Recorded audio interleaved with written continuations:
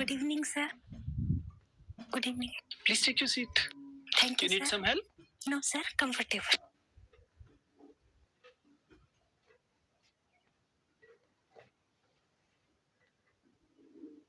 Thank you, sir. ठीक है, comfortable है? जी जी आपका नाम अनुराधा है। अनुराधा, हिंदी में बातचीत करना चाहेंगी? जी सर। ठीक है अनुराधा, तो मेरे ख्याल से हम बातचीत शुरू करते हैं। सबसे पहले मैं चाहता हूँ आप अपना परिचय दें। सर मेरा नाम अनुराधा अग्रवाल है और सर मैं छत्तीसगढ़ से आई हूँ और सर मैं स्टेट से पीसीएस से मेरा सिलेक्शन डेप्यूटी कलेक्टर पोस्ट पे हुआ है सर 2017 में और अभी मैं मुंगेली जिले में पोस्टेड हूँ सर। कौन से जिले में? मुंगेली जिले में सर। मुंगेली जिले में है। 5 साल हो गए सर मुझे वहाँ पर। और सर मैंने अपनी पढ़ाई मेरा होम डिस्ट्रिक्ट जांजगीर चांपा है जहाँ से मेरी पूरी पढ़ाई हुई है और 2011 में मेरी शादी हो गई थी सर।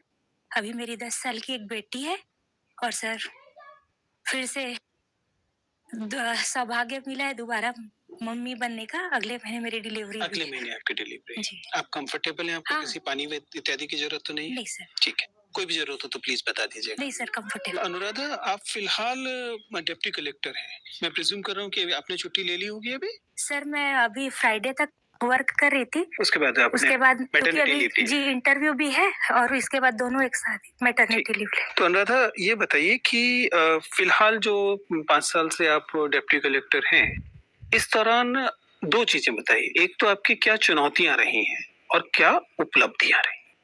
2-2, 3-3 भी बताएंगे तो चलेगा। जैसे कि सर डिप्टी कलेक्टर में फर्स्ट पोस्टिंग तो हमें जैसे कि कलेक्ट्रेट में ही मिलती है, तो चुनौती वैसे कुछ नहीं है सर काम के लिए, क्योंकि उससे पहले भी मैंने सर 5-6 विभागों में काम किया हुआ है और मेरी 16 साल की सर्विस है, तो काम में मुझे कोई दिक्कत नहीं है। लेकिन थोड़ा सा मैंने ये महसूस किया सर कि जैसे एक फील्ड वर्क देने से अधिकारियों को ये लगता है कि दिव्यांग है तो शायद कर पाए या ना कर पाए, तो इस चीज को मुझे अपने कलेक्टर सर को समझाने के लिए थोड़ा सा लगा कि सर मैं कर सकती हूँ, क्योंकि सर इससे पहले मैं तहसीलदार भी थी और उसके पहले मैं एएसओ भी थी, मतलब फील्ड वर्क मैं कर चुकी थी। तो बाकी और कोई चुनौती नहीं थी, बस काम फील्ड का लेने में अधिकारियों को मतलब उनको ऐसा कुछ नहीं था, लेकिन ये कर सकेगी कि नहीं। और उपलब्धियां क्या है? उपलब्धि मैंने एसडीएमशिप की 6 महीने सर, तो उसके सभी दायित्वों को मैंने अच्छे से निभाया। उस समय कोविड काल ठीक चल रहा था सर, तो चाहे वैक्सीनेशन कराना हो या जो हमारे प्रवासी श्रमिक, जैसे हमारे स्टेट में माइग्रेशन बहुत होता है सर, तो उनको लाना, क्वारंटीन सेंटर पे रखना और उनके सभी खाने पीने की व्यवस्था, ये सब मैंने बहुत अच्छे से मैनेज कर लिया था।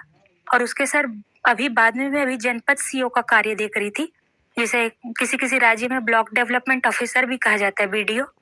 तो सर उसमें हमने काफी काम किया है, क्योंकि कोरोना वैक्सीनेशन पूरा अभियान चला के हमने, क्योंकि सर हमारा एकदम रूरल मतलब आदिवासी बाहुल्य वाला क्षेत्र है, तो थोड़ा सा रेजिस्टेंस था सर, तो घर घर जाके लोगों को समझाना। अभी 98% हमारा वैक्सीनेशन हो गया है सर, और क्योंकि पूरा डेवलपमेंटल वर्क रहता है हमारा जनपद सीओ में, तो उसमें शासन की जैसे सभी योजनाएं हैं सर, और हमारे राज्य शासन की भी, जैसे कि गोधन न्याय योजना, वो सब मैं मानती हूँ कि मैं अच्छे से कर पाई। अनुराधा, आप तो छत्तीसगढ़ से आती हैं और आपने बताया कि कोविड काल में आप फील्ड में थी और आपने इस काम को किया है। कुछ लोगों का मानना ये है कि यूं तो महामारी ने सबको प्रभावित किया है, लेकिन खास तौर से जिस समय बहुत बड़े पैमाने पर लॉकडाउन चल रहे थे और बहुत ज्यादा खराब स्थिति थी, उस दौरान जिन्हें हम दिव्यांग जन कहते हैं, उनको अतिरिक्त तौर पर परेशानियों का सामना करना पड़ा। विजुअली चैलेंज्ड लोगों को और ऑर्थोपेडिकली चैलेंज्ड लोगों को भी। ये कौन सी अलग से समस्याएं थी जो अन्य नागरिकों से के अतिरिक्त इन लोगों को सहनी पड़ी? टीम दृष्टि पेश करती है आईएएस की तैयारी का अनूठा और स्थायी ऑनलाइन विकल्प, क्योंकि अब दिल्ली का क्लासरूम आ गया है आपके मोबाइल में। कोर्स में एडमिशन और लाइव क्लासेस के लिए डाउनलोड करें दृष्टि लर्निंग ऐप या हमें फोन करें दिए गए फोन नंबर्स पर। सर जनरली ऐसे दिव्यांगजन तो जैसे ज्यादा प्रॉब्लम मुझे लगता है जो लेबर लोग थे जो बाहर गए हुए थे, उनको जब वापस लाने में और क्वारंटीन सेंटर्स में रखने में जो दिक्कतें गई सर, ऐसे लोग तो घर पे थे तो उनको जैसे कि सर अगर वो बच्चे हैं तो उनकी पढ़ाई प्रभावित हुई क्योंकि ऑनलाइन क्लासेस हो रहे थे। जैसे टीका लगने के समय कुछ अवेयरनेस की कमी थी, ये प्रॉब्लम उनको आई सर। तो हम लोगों ने इनको आइडेंटिफाई करके प्रयास किया था कि इनको पहले टीका भी मिले, इनकी पढ़ाई भी अच्छे से हो। अनुराधा, आप मैं देख पा रहा हूँ कि आप लगभग 38 वर्ष की हैं। मुझे बताइए कि इस समय आप एक राज्य की स्टेट सर्विस से भारतीय प्रशासनिक सेवा में पहुंचना चाहती हैं। इस परिवर्तन के लिए आप तैयार हैं? इस बात को कन्विंस करने के लिए आप मुझे क्या 3 तर्क देंगी? क्योंकि सामान्यतः यंग लोगों को ढालना आसान होता है, उनको ट्रेनिंग देना आसान होता है। आप रिलेटिवली उनकी तुलना में ज्यादा वरिष्ठ हैं। तो मुझे 3 तर्क दीजिए जिससे लगे कि हाँ, आप इस बड़े परिवर्तन के लिए तैयार हैं। सर पहला तर्क तो ये है कि ऑलरेडी मेरे पास 15 साल का एक्सपीरियंस है, तो मुझे ज्यादा ट्रेनिंग भी सरकार को नहीं देनी पड़ेगी। पहला तो यह मेरा अनुभव व्यापक है, कई विभागों में मुझे काम करने का अनुभव है सर। दूसरी बात सर, मैंने अपनी इस सर्विस काल में लगभग 10 से 12 डीएम सर के साथ काम किया है, उनके कार्यप्रणाली को देखा है। तो सर मैं अच्छे से जानती हूँ कि मतलब हमें काम कैसे करना चाहिए। तो सर मुझे लगता है कि मैं एक एसेट ही रहूंगी। और आपने हिंदी साहित्य विषय लिया है। जी ये तो विषय आपके का पहले पढ़ा हुआ विषय नहीं लग रहा है। जी फिर अचानक आपको अर्थशास्त्र छोड़ के हिंदी की तरफ जाने की जरूरत क्यों पड़ी? सर दरअसल मैंने पहले बीकॉम किया था और हमारे तहसील में एमकॉम नहीं था, इसलिए मैंने एमए इकोनॉमिक्स में किया। तो चूंकि सर मुझे फिर यूपीएससी और एमए करने के बीच काफी गैप भी था, और सर मेरी पूरी स्कूलिंग हिंदी माध्यम से ही हुई है। तो सर इकोनॉमिक्स में यूपीएससी निकालना थोड़ा मेरे लिए कठिन होता, क्योंकि विषय भी टेक्निकल है और मेरे पास कोई कोचिंग अवेलेबल नहीं था। मुझे घर पे ही तैयारी करनी थी और साहित्य पढ़ना पसंद भी था, इसीलिए सर। चलिए बताइए, फिर साहित्य में आपसे कहाँ से बातचीत की जाए? सर जैसा आपको उचित लगे। ठीक है, फिर मुझे बताइए, आलोचना में हम जब विकलांगता विमर्श की बात करते हैं, बहुत सारे विमर्श हाल फिलहाल में दलित विमर्श, स्त्री विमर्श और विकलांगता विमर्श खास तौर पर आते हैं। मुझे बताइए कि इसमें कौन महत्वपूर्ण रचनाकार आपको दिखाई देते हैं? आलोचना कर्म में काफी जैसे कि कई प्रमुख आलोचक रहे, जिसमें नगेंद्र जी हैं। नहीं, लेकिन विकलांगता विमर्श की दृष्टि से सर माफी चाहूंगी सर, क्योंकि ये अभी मेरे हिंदी साहित्य के पाठ्यक्रम में विकलांगता विमर्श का नहीं था। अस्मिता का अर्थ समझती हैं आप? क्या होती है अस्मिता? अस्मिता मतलब सर मान सम्मान। अस्मिता मतलब मान सम्मान? हाँ, जैसे ये सर मतलब नारी की अस्मिता मतलब नारी की। अंग्रेजी में इसके लिए शब्द आइडेंटिटी इस्तेमाल होता है। क्या आप बदलना चाहेंगे अपने उत्तर को? What is identity? पहचान सर। पहचान। जी। अब अगर हम पहचान के साथ जोड़ते हुए आपसे पूछें कि जैसे दलित पहचान होती है, जैसे स्त्री पहचान होती है, वैसे ही एक विकलांगता संबंधी पहचान भी होगी। ठीक है, पूरी दुनिया में डिसेबल्ड डिस्कोर्स चलता है, डिसेबिलिटी का डिस्कोर्स चलता है। हिंदी साहित्य में इसकी क्या स्थिति है? सर क्योंकि मैंने अभी हिंदी साहित्य जितना यूपीएससी के सिलेबस में उतना ही पढ़ा है। इसीलिए मैंने आपसे पूछा था। बताइए क्या पूछना चाहती हैं? सर जो हमारे सिलेबस में है। ठीक है, तो मुझे बताइए, जब हम भक्ति काल के उदय की व्याख्या करते हैं तो उसमें सूरदास को लेकर जब चर्चा होती है, विकलांगता के हिसाब से महत्वपूर्ण रचनाकार हैं। जी ठीक है ना? हाँ जी सर। तो अगर हम सूरदास की जब चर्चा करते हैं तो कहाँ कहाँ हमें आलोचकों में असंवेदनशीलता दिखाई देती है इस रचनाकार की डिसेबिलिटी को लेकर? सर जहाँ तक मुझे याद आ रहा है, सूरदास की आचार्य रामचंद्र शुक्ल वैसे तो उनके प्रशंसक हैं, लेकिन फिर भी कहीं कहीं पर उनके लिए ऐसा शब्द इस्तेमाल हुआ है कि माँ के हृदय को समझने की इस अंधे में बहुत समझ थी, ऐसा। तो ये वर्ड मुझे लगता है थोड़ा सही नहीं है सर, अभी यही रिकॉल कर पा रही हूँ। चलिए ठीक है, थैंक यू सर। आप बात करें।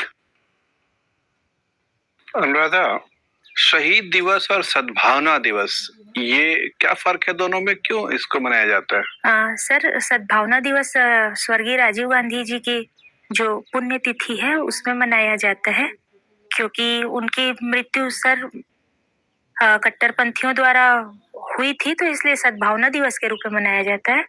और शहीद दिवस सर जो हमारे क्या है पुण्यतिथि श्री राजीव गांधी की? सर 20 मई। 20 मई या 21 मई? Sorry sir. अच्छा, लेकिन सद्भावना दिवस क्या 21 मई को मनाया जाता है या 20 अगस्त को मनाया जाता है? सॉरी सर, अच्छा, शहीद दिवस कब मनाया जाता है? मुझे नहीं जानता। अच्छा, 23 मार्च को मनाया जाता है। क्यों आपको लगता है, क्यों मनाते हैं? जी क्यों? सर उस दिन भगत सिंह सुखदेव और राजगुरु जी को फांसी दी गई थी इसलिए। ठीक है। आप अरसास में आपने एमए किया है और छत्तीसगढ़ में प्रशासनिक अनुभव का आपके पास लंबा ये बताइए कि छत्तीसगढ़ में जो सेवा क्षेत्र है, सर्विस सेक्टर है, उसका हिस्सा इतना बड़ा नहीं है जितना कि पूरे भारत का है। पूरे भारत में सर्विस सेक्टर का हिस्सा लगभग 53-54% या 59% तक भी है, लेकिन छत्तीसगढ़ में अभी भी ये 40% से कम है। क्यों सेवा क्षेत्र अभी विकसित नहीं हो पाया छत्तीसगढ़ में? जी सर, इसके दो कारण, जैसे पहले भौगोलिक कारण है सर। जैसे हमारा जो उत्तरी छत्तीसगढ़ है और जो दक्षिणी छत्तीसगढ़ है, ये पूरा पहाड़ी और पठारी वाला एरिया है सर। यहाँ पर इसीलिए और साथ में दक्षिणी छत्तीसगढ़ में कुछ नक्सल का भी प्रभाव रहा है सर। तो प्रयास किए गए लेकिन वो सफल नहीं हो पाए। और दूसरी बात ये सर, जो मैदानी छत्तीसगढ़ है, मध्यवर्ती बीच वाला इलाका है, वो मोस्टली धान मतलब कृषि वाला क्षेत्र है। इसीलिए सर सर्विस सेक्टर में थोड़ा हमारा छत्तीसगढ़ कम विकास हो पाया है, पर अभी सर हो रहा है। किन किन औद्योगिक वस्तुओं के उत्पादन में छत्तीसगढ़ कोई प्रमुख स्थान रखता है? जी सर, हमारे छत्तीसगढ़ में जैसे कि विद्युत सरप्लस वाला राज्य है, विद्युत का उत्पादन होता है, और जीरो पावर कट वाला राज्य भी है हमारा। दूसरी बात सर, हमारा एल्यूमिनियम के उत्पादन में जैसे कोरबा में हमारा बाल्को है, और steel plant sir, Bhilai steel plant, इन प्रमुख मतलब ये प्रमुख उत्पाद हमारे यहाँ होते हैं सर। टीन का सबसे बड़ा उत्पादक है, क्यों? सर टीन हमारे यहाँ एकमात्र छत्तीसगढ़ ही ऐसा राज्य है जहाँ टीन मिलता है। क्यों? सर वो क्या है उसके खनिज का क्या नाम है? Bauxite sir. बॉक्साइट टीन का होता है या तांबे का होता है? नहीं सर, बॉक्साइट टीन का ही होता है। टीन का होता है। जी। अच्छा, ये बताएं कि ये जो प्रति व्यक्ति आय होती है वो छत्तीसगढ़ में कितनी है? सर अभी 1,18,000 है इस वर्ष के बजट के अनुसार। और वहाँ विधानसभा में कितने सीट हैं? 90। उसमें कितने अनुसूचित जनजाति के लिए आरक्षित हैं? अनुसूचित जनजाति के लिए 32 है सर। शेड्यूल्ड ट्राइब के लिए? जी 32। और अनुसूचित जाति के लिए? सर मुझे एग्जैक्टली भी याद नहीं आ अच्छा, पा रहा आपके है। मुंगेली जिले में कितने सीटें आरक्षित हैं? सर हमारे मुंगेली में एक ही सीट आरक्षित है। जनजाति के लिए या जाति के लिए? जाति, अनुसूचित जाति के लिए। ठीक है, तो छत्तीसगढ़ के बारे में एक शिकायत ये की जा रही है कि उन्होंने धान का एमएसपी इतना ऊंचा कर दिया है कि उससे कीमत में एक विकृति पैदा हो रही है। आपको लगता है कि इस तरह से अलग अलग राज्य सरकारें अगर किसानों को खुश करने के लिए, उनके तुष्टीकरण के लिए एमएसपी बेतहाशा बढ़ाती रहेंगी तो ये कृषि के भलाई में होगा, ये नुकसान हो सकता है? सर जो एमएसपी का निर्णय है सर, एक विशेषज्ञ समिति ही लेती है सर, उसके बाद ही राज्य सरकार भी घोषणा करती है। और सर इसके पीछे एक रीजन ये भी है, कोविड काल में कृषि एक सेक्टर ऐसा था जिसमें एक पॉजिटिव रेट मतलब वृद्धि देखी गई है सर। और सर हमारे छत्तीसगढ़ में उतनी जोतें बड़ी बड़ी भी नहीं है, बहुत मतलब लागत है सर, लागत ज्यादा है, उसके लिए ऐसा मतलब एमएसपी बढ़ाया गया है।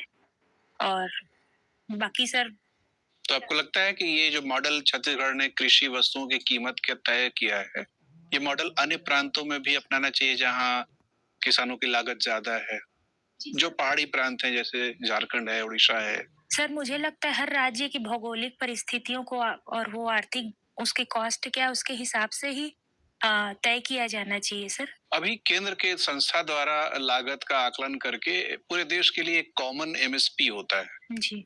आपको लगता है कि इसको डिसेंट्रलाइज कर देना चाहिए और राज्य सरकारों को पूरा अधिकार दे देना चाहिए? सर कृषि जैसा कि सर जहाँ तक मुझे ध्यान आ रहा है, हमारे मतलब समवर्ती सूची का विषय है, इसमें केंद्र भी निर्णय ले सकती है, राज्य भी निर्णय ले सकती है सर।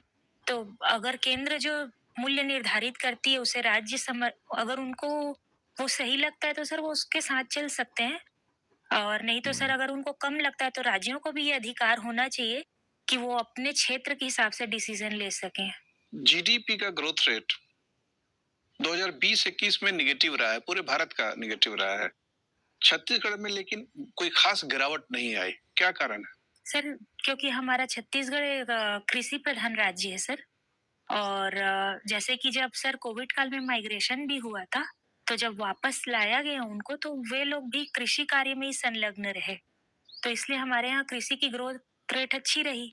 जैसा कि सर सर्विस सेक्टर में हमारा कम है, आपने पहले भी बोला था, और विनिर्माण भी हमारे यहाँ कम है। लोग विनिर्माण सेवा क्षेत्रों में प्रोग्रेस आए करके, और इसके लिए सर जैसे काफी जैसे MOUs भी किए गए हैं और लगातार प्रयास किए जा रहे हैं कि प्रोडक्शन हमारे यहाँ बढ़े, जो क्षेत्रीय चीजें उसका भी, और निर्यात बढ़े। इसके लिए काफी सारे मतलब एक औद्योगिक नीति भी हमारे यहाँ आई है सर छत्तीसगढ़ की 2019 से 2014 के लिए पंचवर्षीय। तो उसमें काफी सारे कदम उठाए गए हैं निर्यात बढ़ाने के लिए। कोई कार्यक्रम का नाम आप बता सकती हैं जो निर्यात के लिए है? सर सॉरी, मैं अभी रिकॉल नहीं कर पा रही। ठीक है, धन्यवाद अनुराधा। अनुराधा जी ये बताएं कि छत्तीसगढ़ को मध्य प्रदेश से अलग होने के बाद फायदा हुआ है या नुकसान? फायदा हुआ है मैम। कैसे? मैम सभी एस्पेक्ट में अगर हम देखें तो जैसे कि जॉब, जैसे रोजगार के अवसर बढ़े हैं मैम। और उस समय मैम क्या था, जब MP में छत्तीसगढ़ था तो एक बहुत थोड़ा पिछड़ा हुआ क्षेत्र जैसे था, मतलब कम ध्यान इस पे फोकस हो पाता था। लेकिन जब अलग स्टेट बना है उसके बाद मैम हर चाहे बिजली का सेक्टर, उद्योग का सेक्टर हो, उस पे ध्यान दिया गया है। और मैम जैसे कि जो हमारे दक्षिणी छत्तीसगढ़ है, जैसे नक्सलवाद था, उसके ऊपर भी काफी ध्यान दे के उत्तरी छत्तीसगढ़ में भी था, उसका पूरा सफाया किया जा चुका है अभी। और रोजगार की भी स्थिति बहुत अच्छी है अभी। मैम बताना चाहूंगी कि हमारे यहाँ 1.7 ही बेरोजगारी की दर है, मतलब लोगों को काम मिला है, हर क्षेत्र में प्रोग्रेस हुआ है। बहुत बढ़िया। वेब सीरीज आप देखती हैं, मुझे बताएं 3 वेब सीरीज जो जरूर देखनी चाहिए। मैम एक तो आर्या देखनी चाहिए। बहुत सही जी, और एक मैंने महारानी देखी थी, वो भी बहुत अच्छी है।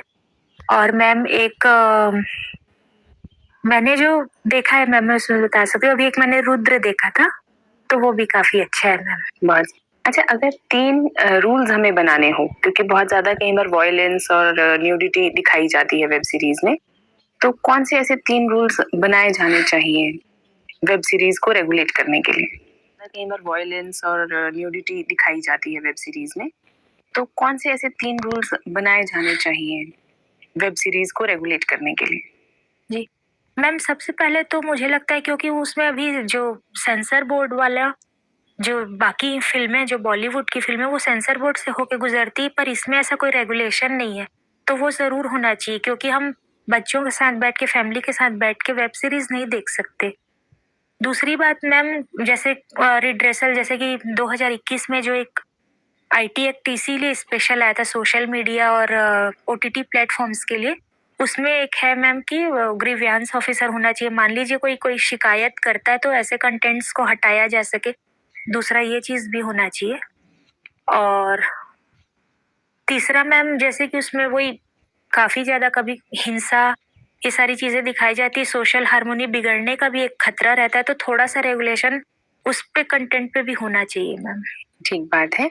ये बताइए कि आदिवासी क्षेत्र है आपका, तो आदिवासियों को किन किन चुनौतियों का सामना करना पड़ता है? मतलब सिर्फ नाम बताइए, डिटेल्स नहीं चाहिए। जी मैम, उनको एक इंफ्रास्ट्रक्चर वाली दिक्कत है, क्योंकि वो एकदम पहाड़ी या जंगली क्षेत्रों में रहते हैं, तो मेन क्षेत्रों से उनकी थोड़ी दूरी हो जाती है। दूसरी बात मैम, शिक्षा और स्वास्थ्य का पेनिट्रेशन उन तक बहुत अच्छे से नहीं हो पाता है। तीसरी बात, थोड़ा सा एलिनिएशन हो जाता है मैम, उनका अलगाव, जैसे जो बाहरी दुनिया है और उनका थोड़ा इंटरेक्शन कम हो पाता है। तो मैम आज भी वो अपने पुराने ही कल्चर में जी रहे हैं, मतलब जो भी मॉडर्न, चाहे वो ऑनलाइन शिक्षा भी हो, तो वो सब चीजें उन तक नहीं पहुंच पाती है। ये बिग डाटा के बारे में आजकल बहुत चलता है न्यूज में, क्या है ये big data? Ma'am big data का मतलब ये जितने भी हम जैसे ऑनलाइन रिसोर्सेज, इंटरनेट की चीजें हैं, वो एक जगह स्टोर की जाती है मैम, जिसे बिग डाटा बोलते हैं। इसका एडमिनिस्ट्रेशन में हम कोई उपयोग कर सकते हैं? जी मैम, जैसे कि मैम हमारे पास, जैसे अगर हम गवर्नमेंट फील्ड की बात करें, हम इतने सारे डेटास कलेक्ट करते हैं, चाहे वो जनसंख्या के जो डेमोग्राफी वाले हैं या और भी चीजें, जैसे हमारा एक सांख्यिकी विभाग होता है, कृषि विभाग, इन सब में बहुत सारे डेटास कलेक्ट किए जाते हैं। तो अगर इनको बिग डेटा के माध्यम से संचित किया जाए तो बहुत, मतलब आगे आने वाली जो स्कीम्स जो गवर्नमेंट बनाती है लोगों के विकास के लिए, तो उसमें बहुत अच्छे से काम लिया जा सकता है। बिल्कुल सही बात है। ये बताएं, आपने अपना घर, जॉब और पढ़ाई कैसे मैनेज करी? मैम शादी से पहले तो पेरेंट्स का, भाई बहनों का सपोर्ट था और मेरी शादी 2011 में हुई। उसके बाद हस्बैंड का पूरा सपोर्ट रहा।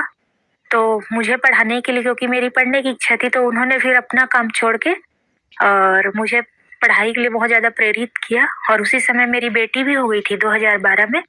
तो बेटी को संभालना और घर को संभालना मेरे पति करते हैं, तब जाके फिर मैं पढ़ाई कर पाई मैम। और जॉब के साथ ही किया है मैंने अभी तक, कभी कोई छुट्टी भी नहीं ली है, ना कोई कोचिंग भी लिया है, तो बस घर के सहयोग से कर सकी। बहुत बहुत शानदार।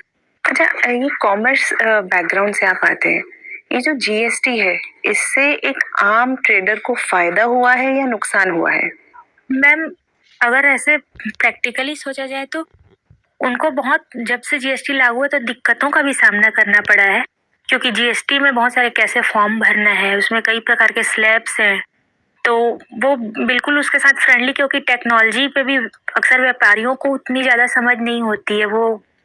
तो मैंने भी देखा है, क्योंकि अपने घर परिवार में भी काफ़ी सब बिजनेस से जुड़े हुए हैं, तो शुरू में काफ़ी दिक्कतों का सामना करना पड़ा है उनको। और बाकी मैम अभी तो फिर ठीक है, अभी तो मुझे लगता है कोई दिक्कत नहीं है। ये बताइए, आपको मोटिवेशन और इंस्पिरेशन कहाँ से मिलती है? मैम मुझे जो भी कोई अच्छा, मतलब सफल होता है या कुछ अच्छा करता है, विपरीत परिस्थितियों से जूझ के कुछ करता है, तो मुझे बहुत प्रेरणा मिलती है कि मैं भी क्यों नहीं कर सकती करके। तो बस वही सोचती हूँ कि कुछ ना कुछ हमेशा करते रहना है, आगे बढ़ना है। अच्छा, इतिहास में ऐसी कौन सी महिलाएं रही हैं जिन्होंने विपरीत परिस्थितियों से निकलकर विजय हासिल करी है? मैम विपरीत परिस्थितियों में जैसे मुझे अभी याद आ रहा है, रानी लक्ष्मीबाई थी, उन्होंने काफी विपरीत परिस्थितियों में भी युद्ध करके, मतलब भले ही उनकी मृत्यु हो गई, लेकिन उन्होंने काफी मैम अकेली महिला होके भी संघर्ष किया, वो काफी प्रेरित करता है। और मैम अगर माइथोलॉजी में अगर जाएं, अगर उसको भी इतिहास मानते हुए देखा जाए तो मैम द्रौपदी का संघर्ष है, सीता का संघर्ष है, ये भी काफी प्रेरित करने वाला है मैम। बिल्कुल सही। धन्यवाद अनुराधा। Thank you. अनुराधा, आपसे मिलकर काफी अच्छा लगा और मुझे कुछ बातें याद आ गई। आज से दशकों पहले शायद एक मैंने मूवी देखी थी, तारे जमीन पर। आपको देख के लगा कि सूर्य की लालिमा जो है जमीन पे आ गई है। Thank you sir. बहुत अच्छा है। और बताइए कि इस कथन से आप क्या समझ रहे हैं, जो मैंने आपके सामने जो कहा, इसको आप कैसे इंटरप्रेट करते हैं अपने लिए? मुझे तो ये समझ में आया सर, ऊर्जा का पुंज, मतलब बहुत विपरीत परिस्थितियों में भी ऊर्जावान हूँ, शायद मुझे यही समझ में आया, आप ये कहना चाह रहे हैं सर? जी, तो अब सूर्य की लालिमा है और शायद बहुत लोगों को आप इन्फ्लुएंस करेंगे। खैर, आगे बढ़ते हैं। अभी भारत सरकार एक आजादी का अमृत महोत्सव मना रही है ना? 75वां साल इस साल होने वाला है। आपके छत्तीसगढ़ राज्य में कौन कौन से ऐसे महान पुरुष रहे हैं जो हमारे आजादी में उन्होंने संघर्ष किया, उन्होंने अपना कंट्रीब्यूशन किया, और भारत सरकार उनको अभी हाईलाइट करने जा रही है या कर रही है? सर हमारे यहाँ जैसे कि स्वतंत्रता संग्राम में बैरिस्टर छेदीलाल जी, उन्होंने अपना योगदान दिया है। और सर जैसे वीर नारायण सिंह और हनुमान सिंह, सर अभी तो मैं अच्छा, नहीं चलिए रिकॉल। कुछ और बताइए, भारत सरकार की तरफ से डायरेक्टिव्स क्या आई हैं आपके पास? सर जैसे राज्य सरकार को आजादी का अमृत महोत्सव बनाने के लिए निर्देश प्राप्त हुए, जिसके अंतर्गत जैसे हम लोगों ने काम किया है अभी फील्ड में। अभी मैंने भी एक कार्यक्रम संपन्न कराया है। इसमें ये था सर, जो स्वतंत्रता संग्राम सेनानी है हमारे ब्लॉक, हमारे एरिया के, वहां पर मशाल रैलियां निकालना, बच्चों की रैलियां निकालना, और उसके बाद एक कवि सम्मेलन का आयोजन कराने का निर्देश मिला था, जिसका विषय ही था सर वो शहीदों के बारे में और स्वतंत्रता संग्राम सेनानी का। तो मैंने अभी अपने ब्लॉक में अभी जस्ट 10 दिन पहले ही कराया है। बहुत खूब। और इसके अलावा सर जैसे स्वास्थ्य विभाग है, वहाँ पर ब्लॉक स्तरीय स्वास्थ्य मेला लगा था। अच्छा। जिसमें फ्री में सभी का इलाज जांच कराई गई है, जिसमें सांसद महोदय जी की उपस्थिति में हुआ था। इसी प्रकार सर सभी विभागों में कोई न कोई कार्यक्रम कराया जा रहा है आजादी के अमृत महोत्सव के लिए। आपको क्या लगता है, ऐसे जो प्रोग्राम से उसको कराने से इसका क्या फायदा है भारत को? सर इससे लोगों में एक जागरूकता फैलती है, मतलब उस प्रोग्राम को अटेंड करने के बहाने ये क्या है आजादी का अमृत महोत्सव, तो वो जानते हैं कि भाई हाँ स्वतंत्रता संग्राम सेनानियों ने जो अपना बलिदान दिया या योगदान दिया है, इसके कारण ये कराया जा रहा है। तो सर एक देशभक्ति की भावना का प्रचार होता है, और जो शहीद हुए हैं उनको भी एक सर फिर से उतना उनका हक बनता है, मुझे लगता है कि लोग उनको जाने, उनके बारे में चर्चा करें। बिल्कुल बिल्कुल। तो ये एक देशभक्ति की भावना का भी प्रचार होता है सर बहुत इसमें। खूब। आपका राज्य पीडीएस सिस्टम में हमेशा अव्वल रहा है, जी और जब कभी भी हम न्यूज़पेपर पढ़े या कहीं पढ़े तो छत्तीसगढ़ का जिक्र जरूर होता है। जी। ऐसा क्या पीडीएस सिस्टम में छत्तीसगढ़ ने किया है जो इतना ज्यादा उसकी चर्चा है या इतना ज्यादा इफिशिएंट है वहाँ पे ये मैकेनिज्म? सर सबसे इसमें बड़ी बात ये है कि हमारा पीडीएस सिस्टम आज से लगभग 2008 से ही पूरा ऑनलाइन हो चुका है, पूरा ऑनलाइन हो चुका है। और जैसे पीडीएस शॉप पे भी यदि कोई लाभार्थी जाता है तो सर उनको टैबलेट्स जैसे दिए गए हैं, तो वो अगर अपना राशन कार्ड नहीं भी ला पाता है तो उस पे ऑनलाइन देख के ही पूरी एंट्री होती है। जो पीडीएस शॉप में जो माल आता है मतलब राशन, वो भी पूरा जैसे कि जहाँ से माल निकलता है सर खाद्यान्न सामग्री, वहां से पूरा ऑनलाइन बिल पूरा रहता है, अपडेट होता है। इसमें कहीं पर कोई लीकेज की संभावना बिल्कुल नहीं है सर। और जो राशन बंटता है वो भी मतलब यदि एक व्यक्ति की मान लीजिए कोई व्यक्ति मृतक है, उसके नाम पे अगर कोई फर्जी निकाल लेता है, अगर वैसा भी नहीं कर सकते, वो शिकायत आती है, हम लोग तुरंत उस पर कार्रवाई करते हैं। बहुत अच्छे, बहुत अच्छा लगा सुन के आपकी बात। एक मेरे आखिरी प्रश्न होगा कि भारत का जो ग्लोबल हंगर इंडेक्स है उसमें भारत की पोजीशन क्या है, कुछ पता है? एग्जैक्टली तो नहीं पता, पर चिंताजनक स्थिति है हमारी अभी भी। मतलब उसका 101 नंबर है अभी जो लेटेस्ट डाटा आया है। जी सर। और ऑन द अदर हैंड जो हमारा जो टोटल फूड प्रोडक्शन है वो तकरीबन 300 मिलियन टन है। अब इतना ज्यादा फूड प्रोडक्शन होने के बावजूद भी अगर हमारा जो ग्लोबल हंगर इंडेक्स पे 101 रैंक आ रहा है, तो आप कहाँ प्रॉब्लम देख रही हैं इसमें? डाटा में प्रॉब्लम है या कहीं? नहीं, डेटा में प्रॉब्लम नहीं है सर, ग्राउंड लेवल पे भी कुछ प्रॉब्लम है। जैसे कि सर पीडीएस शॉप से भी अगर बात करें तो राशन तो मिलता है, लेकिन एक सर वो भी उतना जैसे उसमें अगर न्यूट्रिशन के हिसाब से भी देखें तो कई बार वो कम पर उस पे पूरा खरा नहीं उतर पाता है। Okay, thank you. Anuradha ji, आज पंचायती राज दिवस भी है और आप है एडमिनिस्ट्रेशन में, आपने तो ग्राउंड लेवल पे देखा ही होगा कैसे चीजें चलती हैं। तो बुक्स में जो हम लोग पढ़ते हैं फंक्शनरी फाइनेंस, इसकी जो इश्यूज हैं पीआरआई के साथ, इसके अलावा कुछ क्या क्या ऐसा ग्राउंड लेवल पे क्या दिक्कतें हैं पंचायत को, वो बताएंगी आप? जी सर, मैं जैसे कि अभी पंचायत विभाग में ही मैं काम कर रही थी पिछले 6 महीने से। सर जैसे जो मैं उसमें पंचायती राज जो हमारा एक्ट भी आया है उसके तहत काफी पावर्स दिए गए हैं पंचायतों को फाइनेंशियली भी, लेकिन फिर भी मुझे लगता है फाइनेंशियली जैसे कि साल में मान लीजिए एक पंचायत को 5 से 6 लाख रुपए खर्च करने के लिए मिलते हैं और बहुत सारे विकास कार्य उनको निर्माण कार्य करने रहते हैं, तो सर मुझे लगता है आर्थिक दृष्टि से थोड़ा उनको और सशक्त किया जाना चाहिए। फिर भी काफी प्रभाव पड़ा है। दूसरा ये है सर, जैसे महिलाओं के लिए जो आरक्षण है, जैसे हमारे स्टेट में तो 50% है पंचायती राज में, तो उसमें सर थोड़ा सा वो पंचायत पति वाला कॉन्सेप्ट आ जाता है। महिलाएं अभी भी लड़के जीतती जरूर है लेकिन उनके पति लोग ही काम करते हैं, तो उसमें भी थोड़ा चेंजेस लाने की जरूरत है। धीरे धीरे आ रहा है सर, जैसे कि बहुत फर्क पड़ता है अगर अधिकारी भी उनको मोटिवेट करें कि भाई आप लाइए, मैडम को भी लाइए, तो फिर उन लोग समझते हैं सर। ठीक है। और अच्छा, विदेश नीति की बात करते हैं। भारत की विदेश नीति अभी के समय में आपको क्या लगता है चुनौतियां मेजर क्या क्या हैं अभी विदेश नीति को लेके?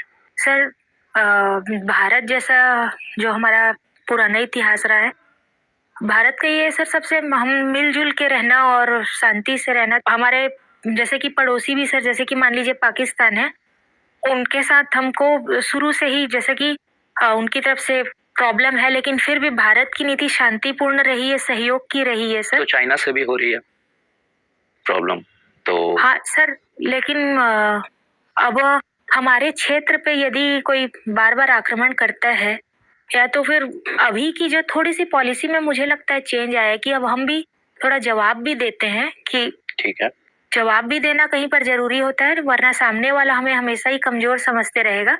इस तरीके से अभी 4-5 सालों में मैं ये चेंजेस देखती हूँ ताकि सामने वाले का दुस्साहस ना बढ़े। तो क्या सिर्फ पड़ोस में ही चैलेंजेस हैं कि ग्लोबल लेवल पे भी हैं? सभी में, जैसे चाहे वो अभी आप रूस यूक्रेन के युद्ध के परिप्रेक्ष्य में भी समझें तो चूंकि रूस के साथ हमारे पुराने संबंध रहे हैं, हमारे हर तकलीफ के समय में हमारा मददगार रहा है, और विश्व के लगभग सभी देश अभी मतलब एक तरफ है कि रूस जो अभी कर रहा है उसे नहीं करना चाहिए, तो भारत ने उसमें अपनी जो मौन की स्थिति बना के रखी है। बाकी जैसे अमेरिका चाहता है कि भारत बोले कुछ। ठीक है, थैंक यू सर। चलिए जाते जाते अनुराधा ये बताइए कि देखिए अभी फिलहाल आपने बताया कि आपकी डिलीवरी नेक्स्ट मंथ है, उससे पहले आपका इंटरव्यू होगा, उसके बाद आपके इंटरव्यू का परिणाम होगा। एक सिचुएशन मान के चलिए कि आप एक संतान को जन्म देती है जो कि पुत्री है, उसके बाद आपका परिणाम आता है जिसमें कि आप दुर्भाग्य से असफल हो जाती है। उसके बाद आप जो परिवार में जाती हैं तो आपके निकट परिवार के लोग नहीं लेकिन आसपास के लोग ये कहते हैं कि इस लड़की की वजह से आपको असफलता मिली है। आपकी प्रतिक्रिया क्या होगी और आप इस बात को कैसे हैंडल करेंगे? सर जो ऐसा बोलेगा तो उसको तो फिर शायद उसके आगे मेरे उससे संबंध भी नहीं रहे, मतलब मैं बिल्कुल ऐसा नहीं मानती सर। और मेरी एक बेटी पहले से भी है और मैं चाहती हूँ कि मेरी दूसरी पुत्री हो, मैं तो खुद चाहती हूँ सर, क्योंकि बेटियों के होने से घर जितना भरा पूरा लगता है, और ऐसी मानसिकता वाले लोगों से मैं कोई संबंध रखना भी नहीं चाहूंगी। और दूसरी बात सर, रिजल्ट मैं दोनों स्थिति के लिए तैयार हूँ, क्योंकि सर मैं ऑलरेडी अभी स्टेट में हूँ, मुझे 5 साल हो गए, 2-3 महीने बाद मेरे जॉइंट कलेक्टर में भी प्रमोशन हो जाएगा। तो सर हर चीज हमारे हाथ में नहीं होता। ठीक है अनुराधा, आपसे बात करके मुझे बहुत अच्छा लगा। आपके लिए शुभकामनाएं हैं और आपका फिलहाल इंटरव्यू समाप्त होता है, आप जा सकते हैं। Thank you sir, thank you.